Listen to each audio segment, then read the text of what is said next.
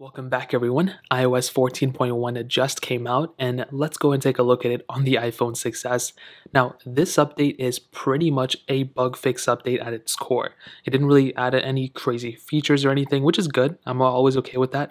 Now it was about 356.6 megabytes on my 6s, so definitely not a super small update, but definitely not like the biggest update we've seen. And I've said that in the last couple videos, it's just like a habit, but definitely I was really happy to see it today, considering the fact that we have these new iPhone videos coming out today too, so Apple had to release it today.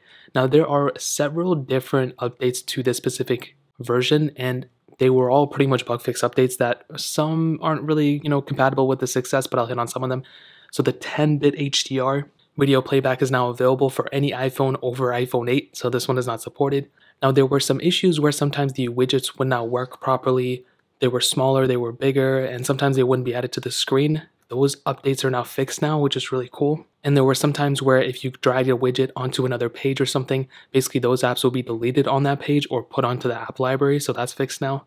And it seems like there's always an update for the mail app. We finally got some new mail fixes, I guess. So if you sent or received some mails, those are not fixed now, so that's good. There were some errors where if you tried to download a song of some sort, it was not able to download it for some reason through the music app. There's also a random funny little glitch that apparently if you typed in a 0 on the calculator app, it wouldn't show up. So I don't even know why that was a glitch in the first place, but I guess that's fixed. There were some Files app bug fixes as well. And as you can see, this was pretty much a bug fix update. I wouldn't recommend going to iOS 14.1 if you're expecting like, oh my god, this is going to fix everything, but it's probably going to fix a lot of things.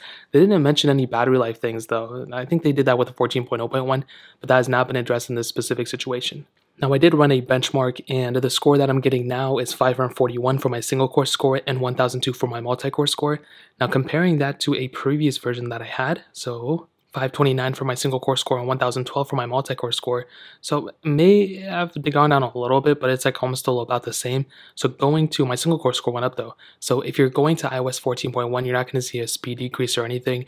Now, should you install iOS 14.1 on the iPhone 6s, what I can tell you is if you're on iOS 14 right now, going to iOS 14.1 is going to be a decent step, I think, in the right direction. I think compared to 14 or 14.0.1, 14.1 is going to be way more stable. They fixed a lot of issues. It still may not be the most stable thing in the world, and because of that, I would still probably recommend a lot of people who have the iPhone 6s and you're on iOS 13, I may just tell you recommend just to stay there until like iOS 14.1.1, or the longer you wait, the more stable of a version it could potentially be. Now there's a chance that the future version of iOS could be less stable than the previous one, but it's very rare when it's the same OS X, but it's different when it's the same first number. So it's iOS 14, iOS 15, and you're doing iOS 15.2 versus 15.1. Chances are 15.2 is going to be more stable. Same exact case here. So in that case, that's pretty much what I would tell you. Now there's still a jailbreak out for the 6s as well, which is really funny. So if you're on iOS 14, you can actually jailbreak your device if you want to, which is really, really interesting. But for those of you who have an iPhone 6s, going to iOS 14.1 may be a good step. But if you're not on iOS 14, I'd probably recommend staying on iOS 13 for your 6s until it kind of gets better. So that really pretty much covers it up. If you guys have any other questions or anything, let me know in the comment section below. Hit the like button, that means so much, but definitely hit that subscribe button. Every single subscriber that we get really does count. It's going to be so much if you guys could hit that.